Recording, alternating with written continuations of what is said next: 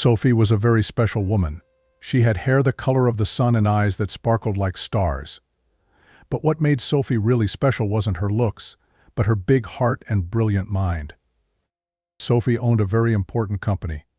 She worked hard every day to grow her company and help many people. But even though she was so successful, Sophie felt sad and alone.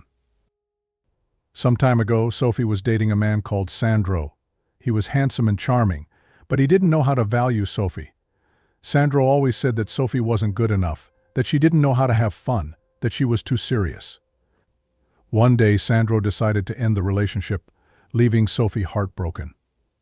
Since then, Sophie has dedicated herself even more to her work. She wanted to prove to Sandro and to herself that she was an incredible person and that she could be happy without him. But deep down, Sophie still felt hurt and wanted to show Sandro he was wrong. One autumn afternoon, while walking through the city streets thinking about how she could make Sandro realize his mistake, Sophie had a crazy idea. What if she pretended to have a new boyfriend? Someone handsome, charming, and fun. That would definitely make Sandro realize what he had missed. But Sophie didn't know anyone who could pretend to be her boyfriend. She was so busy with work that she barely had time to make friends. It was then that, turning a corner, Sophie saw something that changed everything. Sitting on the sidewalk was a man. He wore old, torn clothes and had a large, unkempt beard. Next to it was a sign that said, "I need help. Any coin is welcome." Sophie stopped and looked at the man. He had kind eyes and a sad smile. Suddenly, a crazy idea crossed Sophie's mind. What if this man could be your fake boyfriend? With her heart pounding, Sophie approached the man. "Hello," she said with a nervous smile. "What is your name?" The man looked at Sophie, surprised that someone so well-dressed was talking to him. "Martin," he replied in a hoarse voice. "My name is Martin." Sophie took a deep breath and said, "Martin, I have a proposal for you. It may sound strange, but I promise it's not bad at all." Martin tilted his head curiously. "What kind of proposal?" Sophie explained her crazy plan. She wanted Martin to pretend to be her boyfriend for a few weeks. In return, she would give him lots of money, new clothes, and a place to stay. Martin gaped. He couldn't believe what he was hearing. For a moment he thought Sophie must be joking, but when he looked into her eyes he saw that she was serious. "Why me?" asked Martin, still confused. "You could pick anyone. Why a homeless man?" Sophie smiled gently. "Because you have kind eyes, Martin. And because I think we can help each other. You need a fresh start. And I need someone I can trust." Martin thought for a long moment. Part of him wanted to say no, pretending to be someone I wasn't felt wrong. But another part of him saw this chance as a unique opportunity. A chance to change your life. "And if I did," Martin said slowly, "what exactly would I have to do?" Sophie explained that Martin would need to dress well, learn manners, and pretend to be in love with her at social events. She promised that nothing inappropriate would be required of him. "So what do you say?" Sophie asked, holding out her hand. "Do you want to go on this adventure with me?" Martin looked at Sophie's outstretched hand. He knew this decision could change his life forever. With a deep sigh, he took Sophie's hand and squeezed. "Yes," he said. "I accept." Sophie's face lit up with a radiant smile. "Great. Let's get started right now." Sophie helped Martin to his feet, and together they walked down the street. Martin didn't know what to expect, but for the first time in a long time, he felt a spark of hope in his heart. As they walked, Sophie started talking about her plans. She explained that they would first take Martin to get cleaned up and dressed properly.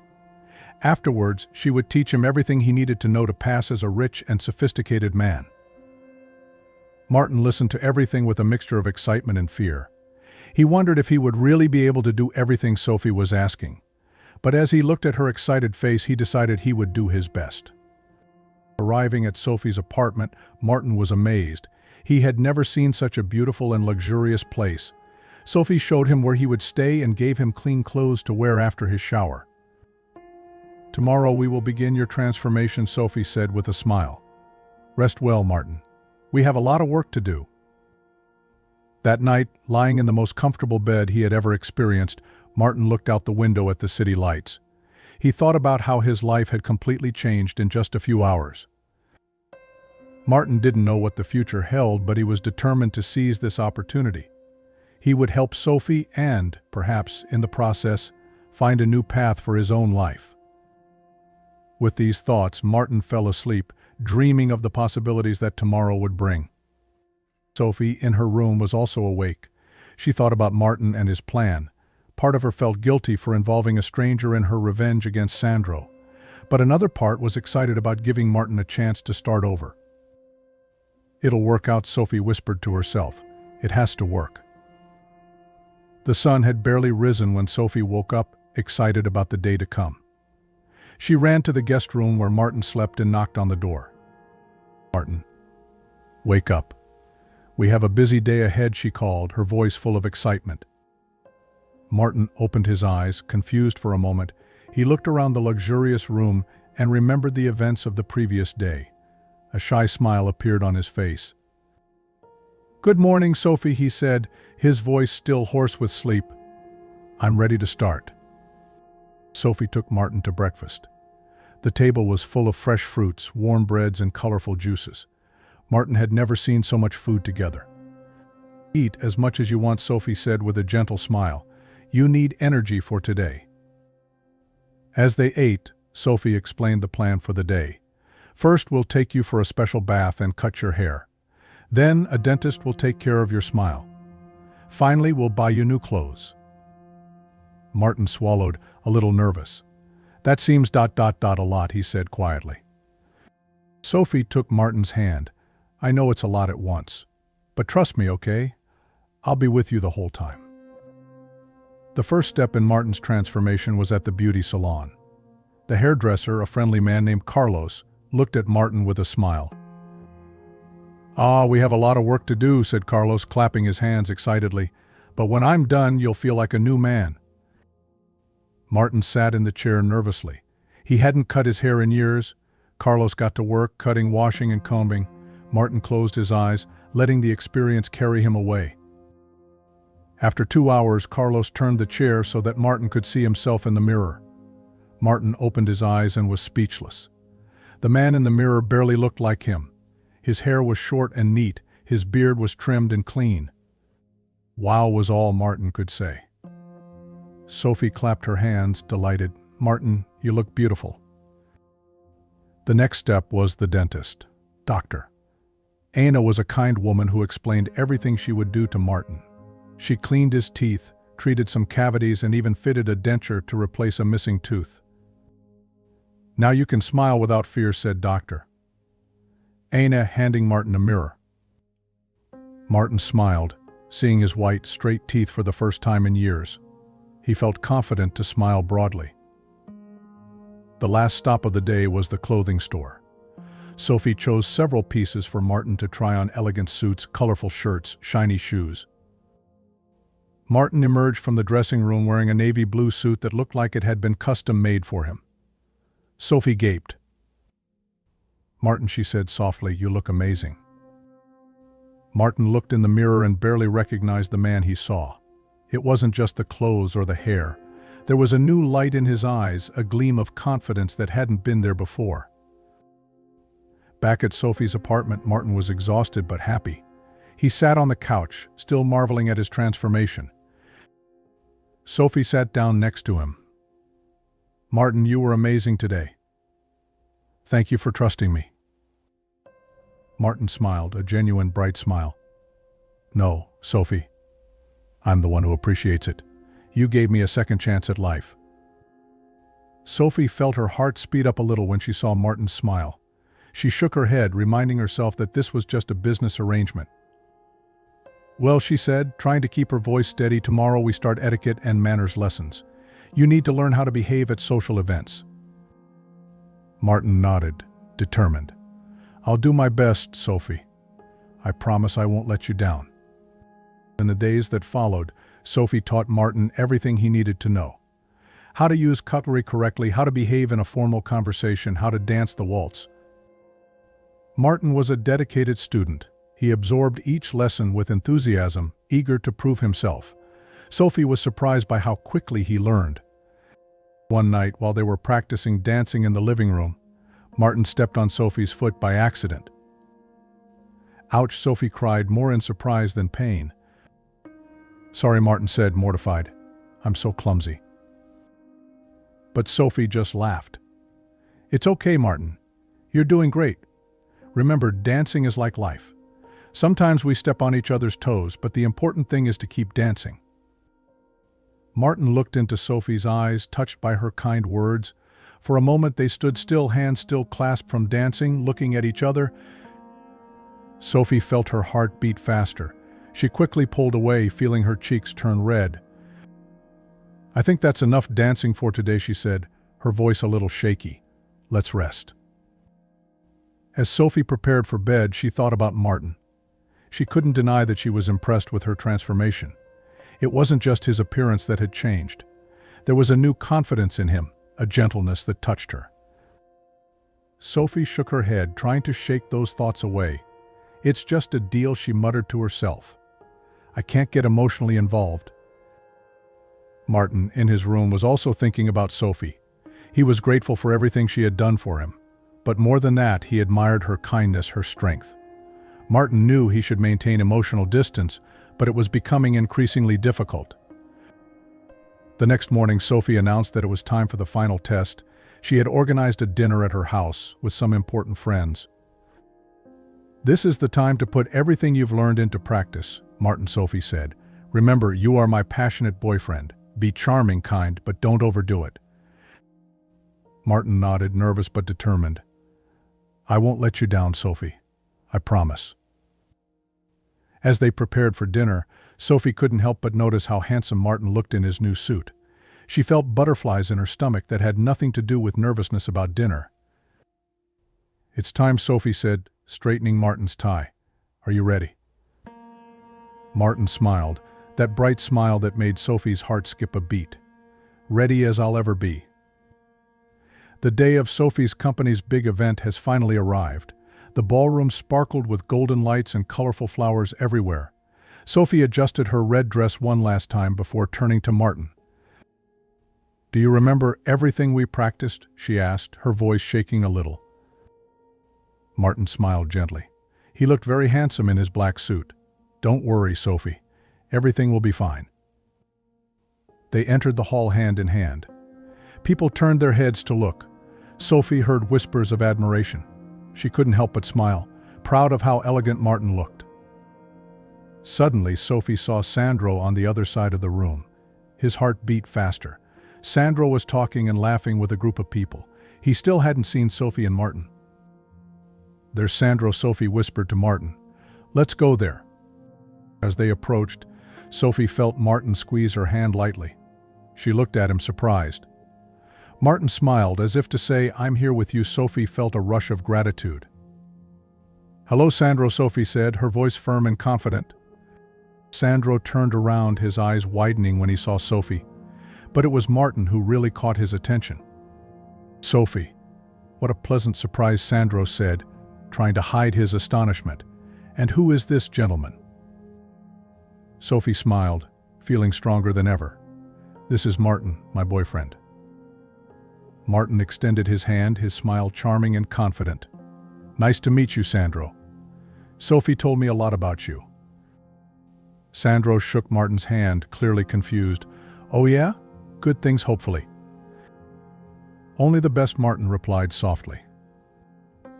The conversation flowed surprisingly well. Martin was charming and intelligent, making everyone laugh with his stories. Sophie watched, marveling at Martin's transformation. He seemed perfectly at home in this world of luxury and business. In a moment, Sophie went to get a drink. When he returned, he saw Martin talking animatedly with a group of important businessmen. He talked about business and economics as if he had been doing it all his life. Sophie felt her heart beat faster. It wasn't just admiration for Martin's good work. It was something more, something she didn't want to admit to herself. The night progressed and Sophie noticed that Sandro kept looking at her and Martin. He looked confused and a little upset. Sophie felt a pang of guilt. Had his plan gone too far?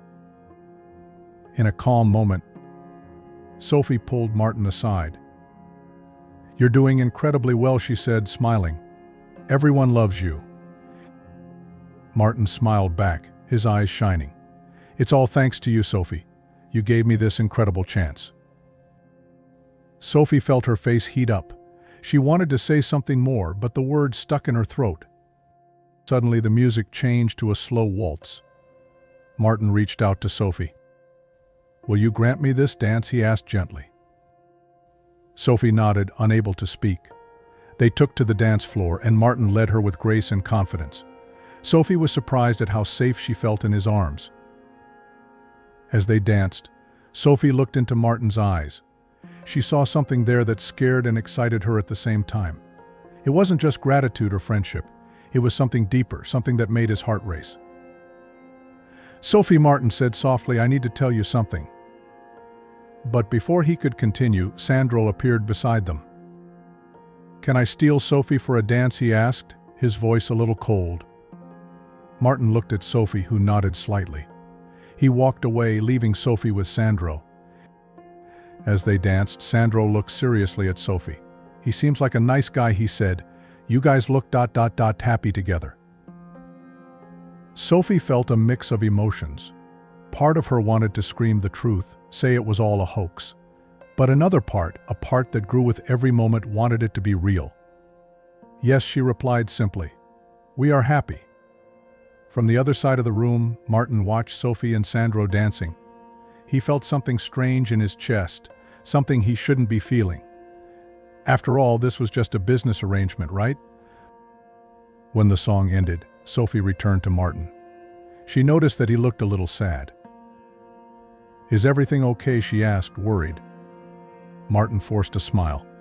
"Sure, just a little tired." Sophie took Martin's hand. "Let's go home," she said softly. On the way back to Sophie's apartment, the two were silent, each lost in their own confused thoughts and feelings. Arriving home, Sophie turned to Martin. "You were amazing today," she said. "Thank you for everything." Martin smiled, but the smile didn't reach his eyes. "I'm the one who thanks you, Sophie, for everything you've done for me." They looked at each other for a long moment. Sophie felt like something important was about to happen. Her heart was beating so loudly she was sure Martin could hear it. But then Martin walked away. "Good night, Sophie," he said softly, before heading to his room.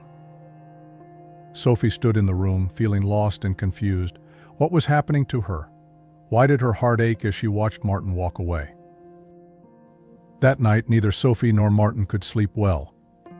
They both thought about the other, about how things had changed, how their feelings had transformed without them realizing it.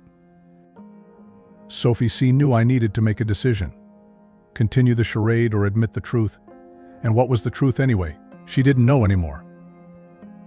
Martin, in his room, looked out the window, thinking about Sophie. He knew he had broken the most important rule, not falling in love. But it was too late. His heart no longer belonged to him. The next day would bring new challenges and revelations. Sophie and Martin would have to face their feelings and decide what they really wanted. The farce was about to come to an end, but could something real and beautiful be born from the ashes of lies? The sun rose shyly that morning, as if it knew it was an important day. Sophie woke up early, her heart heavy with confused thoughts. She looked out the window, seeing the city slowly waking up. In the kitchen, Sophie found Martin preparing breakfast. He smiled when he saw her, but his eyes looked sad. "Good morning, Sophie," Martin said softly. "I made pancakes. I hope you like them." Sophie sat at the table watching Martin.